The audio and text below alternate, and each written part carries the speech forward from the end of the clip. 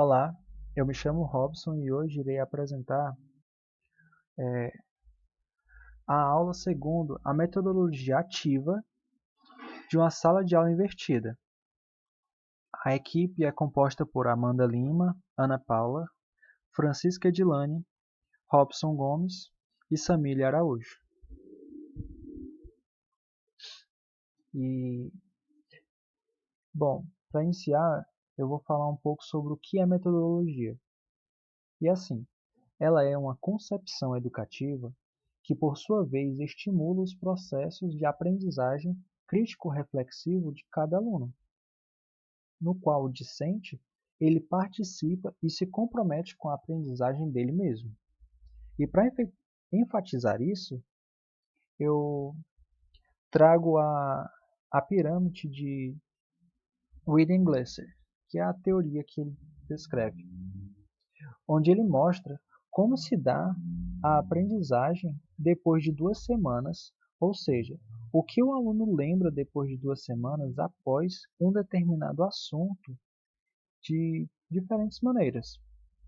Aí a gente tem aqui como exemplo 10% do que a gente lê, ou seja, nessa temática, desculpa, passou uma moto aqui. Nessa temática passiva, quando o aluno lê, ele tem um rendimento de 10%. Quando ele ouve, ele tem um rendimento de 20%. E quando a gente vê, é um rendimento de 30%. Já quando a gente ouve e vê, tem um rendimento de 50%. Essas são formas passivas, que é recebendo de forma verbal e outras recebendo de forma visual. Agora, como seria uma metodologia ativa? Que seria, por exemplo, quando o aluno ele entra em uma discussão sobre um assunto, uma palestra, ou seja, nessa situação ele teria um rendimento após 2 semanas de 70%, que é recebendo e participando. E se fosse uma metodologia fazendo, que seria, por exemplo, durante uma experiência onde o aluno, após ele ver uma teoria, ele pudesse ir no laboratório e realizar uma prática, seria um rendimento de 90%. Então é 90% do que a gente diz e faz. Bom, e a aula que eu iria ministrar, que é a que eu vim explicar, seria uma aula sobre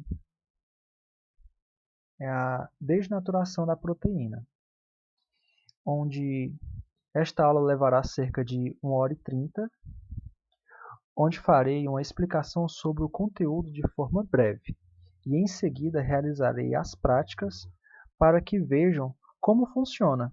Ou seja, eu vou demonstrar cada prática, cada situação que eu vou colocar os alunos para que eles já tenham a familiaridade quando forem chegar até lá.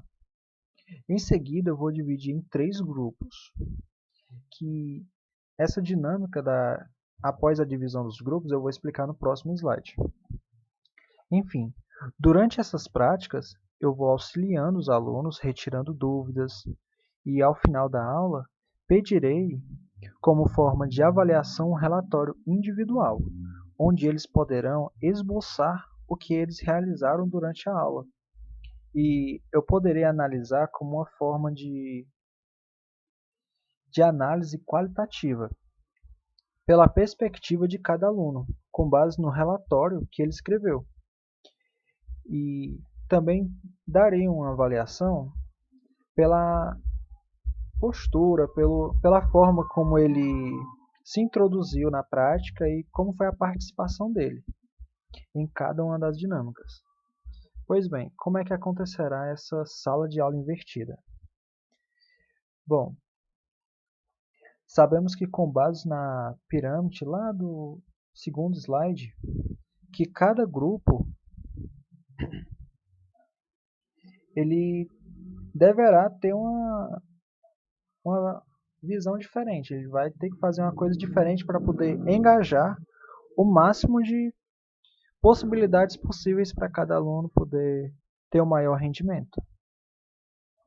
Então, com base nessa pirâmide, eu deduzi alguns tipos de metodologias ativas com bons rendimentos que darei a cada grupo. E assim, no grupo 1, eu iria propor que eles fizessem uma pesquisa bibliográfica, utilizando meios que a instituição disponibilize, como computadores, se tiver uma sala de computação, levar eles até lá, ou uma biblioteca onde tenha livros do assunto, levar eles também para que eles possam fazer um grupo que tenha aquela interação, onde eles possam ler livros sobre o assunto e entender um pouco melhor, se aprofundar do que eu disse lá no começo na introdução à aula. O segundo grupo, ele deve realizar um experimento. Nesse experimento, ele deverá ser de desnaturação, que no caso eu ia colocar para ele fazer a desnaturação do ovo com álcool, onde ocorrerá a desnaturação da proteína albumina.